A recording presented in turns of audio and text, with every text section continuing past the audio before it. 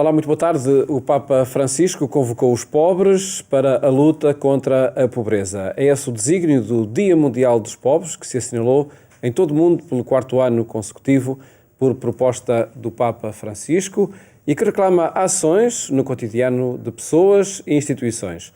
Um tema que hoje analisamos com João José Fernandes, presidente da OICOS, Cooperação e Desenvolvimento.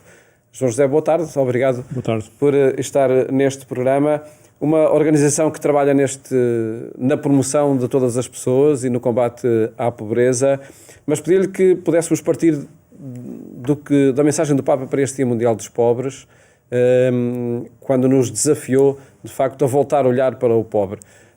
Que mudança de paradigma o Papa Francisco quer introduzir para acabar com a pobreza? Eu creio que é uma mudança muito interessante, porque a perspectiva normalmente é falar da pobreza, não falar dos pobres. É mais ou menos como falar da doença, mas não falar da saúde dos doentes. Não é? E eu creio que essa é uma mensagem muito importante. Aliás, pega num texto do Antigo Testamento, do Ben Sirá, portanto 200 anos antes de Cristo, e cita uma passagem que é erguer e estender a mão ao pobre.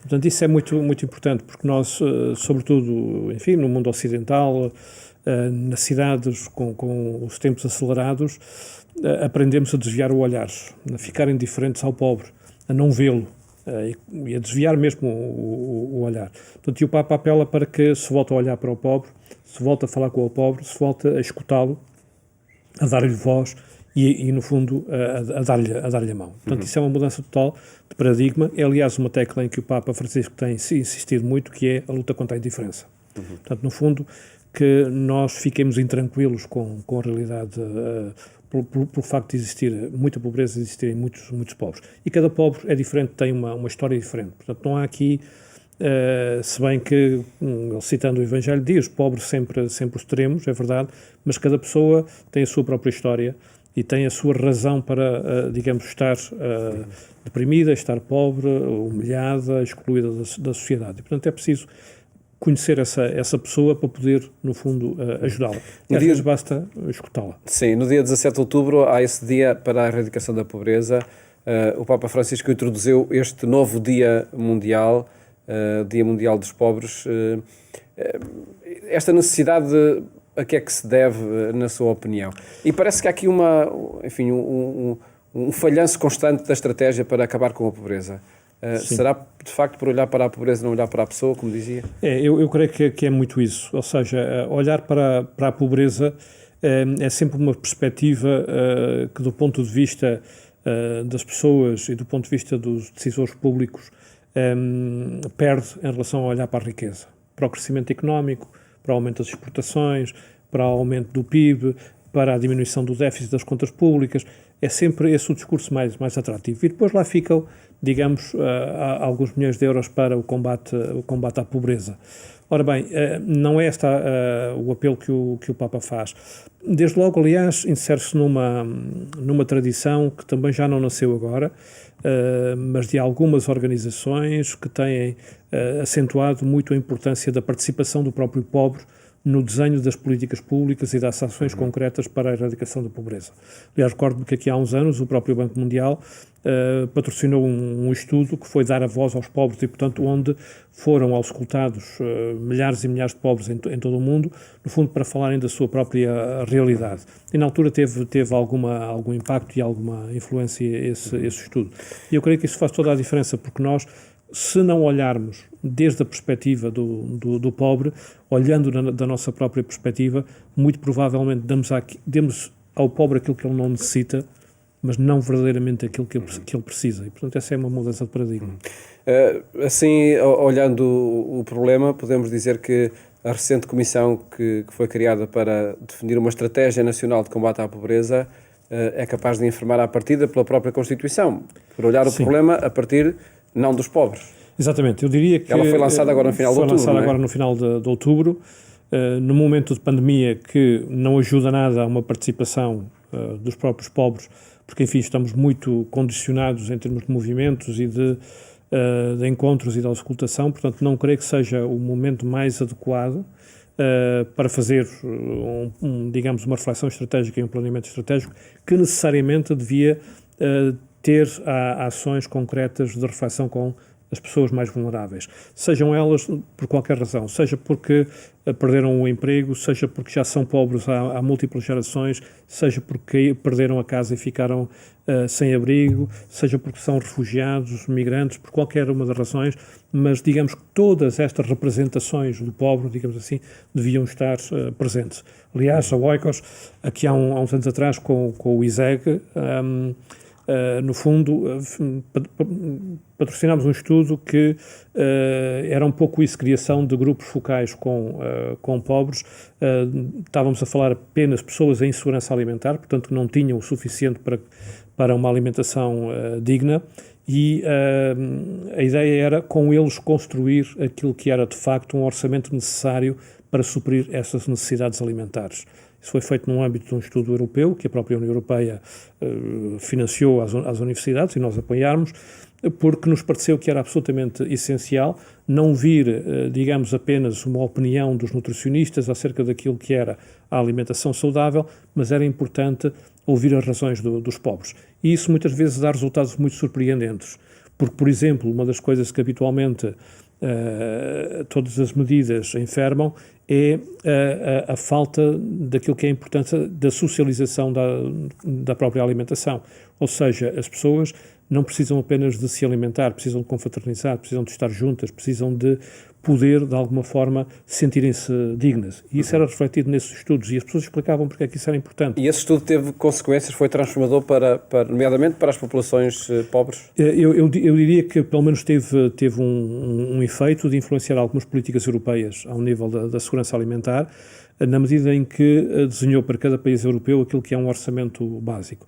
E hoje o Programa Nacional de Alimentação Saudável tem vindo exatamente a produzir uma série de recomendações para nutricionistas, para apoio às IPSS, às misericórdias, sobre aquilo que é uma dieta equilibrada, mas também às famílias e como é que elas podem partir, digamos, num orçamento relativamente modesto, mas ainda assim contemplar aquilo que é importante do ponto de vista alimentar. Mas ficou aquém, eu diria, porque mais uma vez não se tirou consequência de escutar verdadeiramente os pobres, porque aquilo que as pessoas com insegurança alimentar precisam ter não é que lhes deem alimentos, é que lhes deem meios para eles próprios poderem escolher os alimentos de que precisam, porque uma família, por ser pobre, não deixa de ter diabetes ou não deixa de ter outro tipo de doenças que precisam de uma dieta específica, e portanto só verdadeiramente as pessoas é que podem decidir, quando bem informadas, sobre aquilo que necessitam.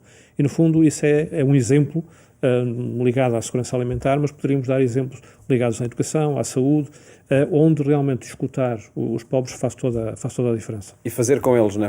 Fazer com cada um deles. O Papa Francisco, na mensagem para este Dia Mundial dos Pobres, que celebramos este domingo, diz que manter o olhar voltado para o pobre é difícil, mas tão necessário para imprimir a justa direção na nossa vida pessoal e social. E lá está, aqui está a diferença entre nos isolarmos num gabinete em Bruxelas ou nas capitais europeias ou em qualquer parte do mundo a definir estratégias para todos, ou então fazer de mão dada com o pobre. Sem dúvida. Aliás, quem trabalha há muitos anos na área social sabe que é uma área extraordinariamente difícil.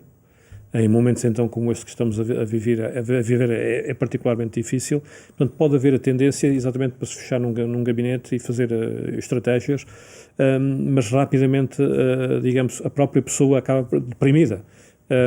E portanto, o melhor realmente é projetar aquilo que é o objetivo da nossa vida. E projetar o objetivo da nossa vida é ter uma finalidade única e última, que no fundo é todos temos que partilhar o mesmo planeta, a mesma humanidade, todos somos irmãos e, portanto, todos nos devemos ajudar, e só assim tem sentido.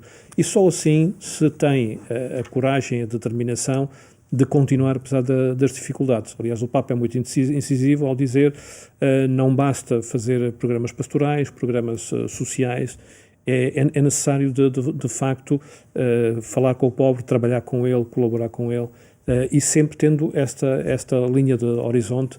Os problemas não se resolvem de um dia para o outro, mas se nós tivermos como certeza de que só partilhando a nossa vida também com o pobre conseguimos essa finalidade da nossa própria realização pessoal, conseguimos aguentar, digamos, as pressões que existem, e hoje existem muitas, sobretudo na área da saúde, como é conhecido.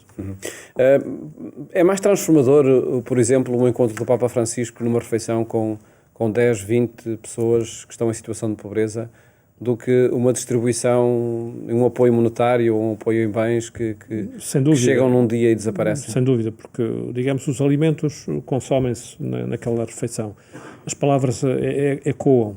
E, sobretudo, porque nós, para termos a nossa própria consciência de dignidade, porque muitas vezes o pobre, fruto exatamente das carências que tem, da vulnerabilidade que tem, da exclusão social que existe, tende a desvalorizar-se a si próprio e às suas capacidades. Portanto, quando tem alguém que conversa com eles, que consideram que é uma pessoa, uma figura pública, como é o Papa, evidentemente, que lhes dá atenção, digamos que isso acaba por gerar uma consciência diferente neles próprios e, se calhar, acaba por resolver problemas até do foro psicológico, que muitas vezes acabam por travar que essas pessoas procurem ativamente um emprego, possam dar um pequeno passo para melhorar as suas próprias vidas. Portanto, as palavras ficam a ecoar, mas que não seja à noite a pessoa volta a lembrar-se daquilo que foi uma conversa. Isso tem um efeito muito, muito positivo. E este Dia Mundial dos Pobres, claro que este ano assim não aconteceu, mas já foi uma ocasião para muitas pessoas estarem em Roma, estarem com o Papa, até de todo o mundo. O primeiro levou muitos pobres, de facto a Roma. A partir da experiência na Oikos, no trabalho para o desenvolvimento, até que ponto a pandemia está a isolar, como também dizia o Papa na mensagem, a isolar cada vez mais quem é pobre? Sim, é verdade. É verdade. E, aliás, isolar e esquecer, sim, ficar no esquecimento. Ficar no esquecimento e, sobretudo, há uma certa ignorância daquilo que é a realidade do pobre quando se planeiam medidas de saúde pública. Ou seja, não é possível ignorar que as pessoas que maiores dificuldades têm, que têm trabalhos mais precários, que têm obrigatoriamente que utilizar transportes públicos sobrelotados, que muitas vezes não podem dar acompanhamento aos seus filhos se ficarem, digamos, sem escola e em casa, que têm muito mais dificuldades em adotar determinado tipo de comportamentos. Não é por falta de informação, não é por falta de vontade e por impossibilidade das suas próprias vidas. E, portanto, essas pessoas precisam de um outro tipo de acompanhamento. Depois, de qualquer forma, eu diria que a pandemia tem alguns efeitos positivos. Por exemplo, só agora, em Portugal, se estão a tomar medidas para a relocalização de centenas de pessoas que viviam literalmente nos hospitais por não ter acolhimento na família nem em entidades sociais. E agora estão a ser encaminhadas para entidades sociais que os podem acolher, libertando as câmaras dos hospitais para aquilo que é absolutamente necessário. Mas essa é uma realidade dos nossos hospitais de que se fala há muitos anos e que nunca tinha sido tratada. E é necessário esse tipo de atenção. Na experiência da Oikos, é uma experiência sobretudo cá entre nós em Portugal ou noutros países? É sobretudo internacional, embora cá em Portugal também. Nós, em Portugal, estamos a trabalhar sobretudo naquilo que é o apoio a pequenos e médios produtores agrícolas no escoamento da sua produção, aliás, recorrendo à digitalização desses produtores para comercializarem eletronicamente e encaminharem, digamos, para a casa das pessoas aquilo que produzem de uma forma mais direta. Mas o nosso trabalho é sobretudo a nível internacional. E tem sido uma experiência muito interessante, que é pegar os projetos que nós tínhamos em mão e que estávamos a fazer, por exemplo, para citar o caso de São Tomé, onde estávamos com projetos de conservação da natureza, de criação de reservas naturais em meio marinho, portanto no mar, e também a conservação de parques naturais nas florestas de São Tomé e da Ilha do Príncipe, e tivemos que realocar, como é óbvio, meios, por exemplo, para apoiar os pescadores, porque aquilo que nós dizemos é muito simples. Se os pescadores deixarem de poder sobreviver, quem é que vai conservar o meio marinho? Porque às vezes há uma certa confusão, dizem que eles é que são, digamos, aqueles que são responsáveis por exaustão dos recursos. Não, eles são os primeiros responsáveis e os primeiros interessados em proteger esses recursos, mas precisam de poder sobreviver. Portanto, aquilo que nós fizemos foi sair daquela equação que habitualmente se coloca de dar o peixe ou ensinar a pescar, e na verdade nós, comprámos o peixe aos pescadores para aguentar economicamente as privações que tinham, e depois, então sim, fornecemos esse peixe a instituições sociais para as pessoas mais vulneráveis. E, portanto, conseguimos manter os objetivos de conservação do ambiente, conseguimos apoiar economicamente o setor dos pescadores e conseguimos também apoiar socialmente as famílias mais vulneráveis. Portanto, é necessário muita criatividade. Mas isso só foi possível porque a equipa do projeto se sentou a falar com os pescadores e com as chamadas palaiés, ou seja, as mulheres vendedoras de peixe. E disseram-nos coisas muito simples. Mas são técnicos da Oicos que estão em São Tomé ou são São Tomenses que estão lá? São técnicos da Oicos, alguns são São Tomenses, outros são internacionais, mas são técnicos que estão lá. E uma das coisas, por exemplo, muito simples que disseram é, para isto poder funcionar, nós precisamos, por exemplo, de sal iodado. Para quê? Para conservar o peixe e, portanto, poder garantir que o programa funciona. E se calhar os nossos técnicos nem se teriam apercebido disso e fariam um atalho imediatamente de comprar o peixe e tentar entregar diretamente. Mas assim não beneficiavam muito mais famílias que acabaram por ser beneficiadas. Quando nós escutamos os pobres, se calhar conseguimos soluções em pouquíssimo tempo, porque na verdade nós não obtivemos mais recursos para fazer este programa, estamos a utilizar os recursos que já tínhamos planeado. E são recursos que vêm de programas de apoio internacionais? De programas de apoio internacionais, sobretudo da União Europeia e de fundos internacionais ligados ao ambiente.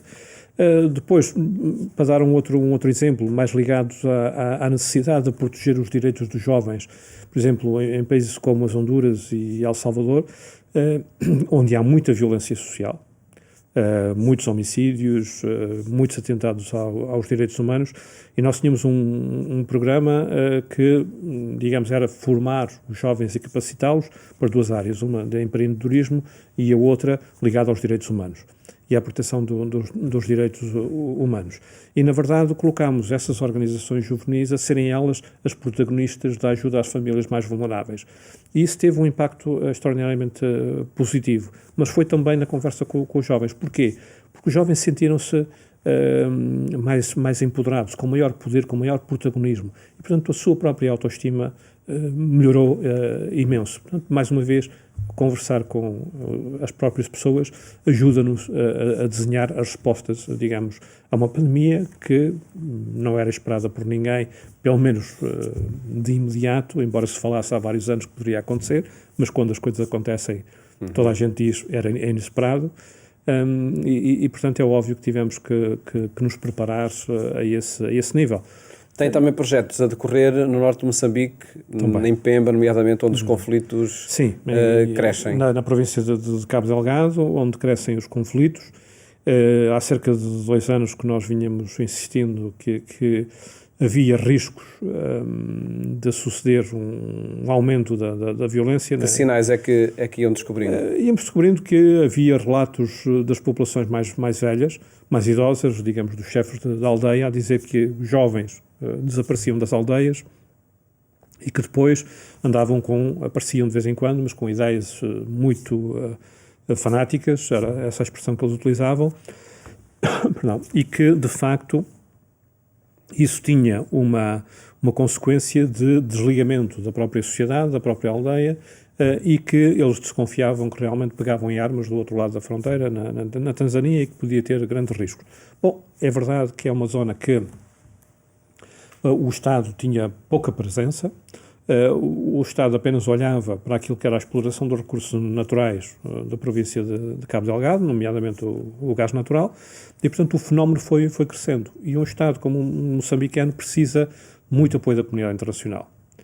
Simplesmente esse apoio que a comunidade internacional poderia ter dado para esta questão da segurança, de alguma forma foi ofuscado também pelo evento dos ciclones Kenneth, que atingiu Cabo Delgado, e do Idai, que atingiu o centro do país. E, portanto, toda a atenção internacional durante alguns meses foi canalizada para Moçambique, mas foi canalizada para a questão dos ciclones, esquecendo a violência que estava latente. E, neste momento, aquilo que acontece é que, para além das populações que perderam tudo com os ciclones, temos milhares de deslocados na província de Cabo Delgado. É muito difícil de dar a resposta. Nós tivemos que evacuar. Qual é? Tivemos que evacuar algumas equipas porque estavam numa zona que foi atacada. O nosso projeto é de retoma da atividade agrícola pós-ciclone Kenneth, na zona de Cabo Delgado, por um lado, e portanto isso pressupõe 3 ou 4 dimensões: uma, apoiar com fatores de produção para reativar a produção agrícola, uma outra é garantir sistemas de armazenamento das sementes e dos alimentos que são produzidos, criando algum tipo de modelo de celeiro que, mesmo que venha água, não seja destruído, e garantindo sistemas de alerta rápido para evacuar as populações quando for necessário. Temos um outro programa que é de apoio aos mercados rurais. Trabalhamos com cerca de 175 associações de produtores, sobretudo na atividade hortofrutícola. E, de facto, para quê? Para os organizar, para que eles possam ter acesso ao mercado nacional e aos mercados internacionais e, portanto, de alguma forma, ganhar um pouco mais de rendimento. Mas é claro que o conflito e esta insegurança vem prejudicar muito o nosso trabalho. São projetos que exemplificam este voltar o olhar para o pobre. Esta mensagem do Papa desafia-vos todos os dias, nomeadamente aos projetos que a Oikos desenvolve e à definição de programas que tem em curso. Sem dúvida, desafia-nos em duas dimensões. Uma dimensão coletiva da própria organização, que é estarmos sempre muito atentos à forma como desenhamos os projetos e os programas, ou seja, ouvir as pessoas, escutá-las, escutar os pobres, escutar as comunidades com as quais nós trabalhamos, envolvê-las no próprio trabalho. E isso tem, digamos, formas muito concretas. Quando nós precisamos, por exemplo, de reabilitar uma habitação que foi destruída, convém conversar com essa pessoa para saber exatamente que tipo de habitação necessita, do ponto de vista que ela tem, do conhecimento da própria região, onde é que essa própria habitação devia ser colocada, que modo de construção devia ser utilizado. Mas depois, a nível pessoal, digamos, de todos os que trabalhamos na Oikos, desafia-nos pessoalmente, que é o compromisso. Ninguém consegue ser suficientemente resiliente durante muitos anos a participar em programas de desenvolvimento e de luta contra a pobreza se não tiver uma grande motivação pessoal. E essa motivação pessoal só pode ser também através do diálogo com o outro. E, portanto, isso é absolutamente fundamental e é aquilo que, no fundo, nos dá ânimo e energia para cada dia nos levantarmos e continuar esse trabalho. Sem dúvida nenhuma que desafiante, mas também estimulante, nomeadamente pelas palavras do Papa Francisco. João José Fernandes, Presidente da Oikos, que agradeço muito ter estado aqui no programa Eclésia a apresentar esses projetos. Mais logo, chegamos à sua companhia na Antena 1, quando forem 22h45. Até lá, votos de uma ótima tarde e até amanhã, se Deus quiser.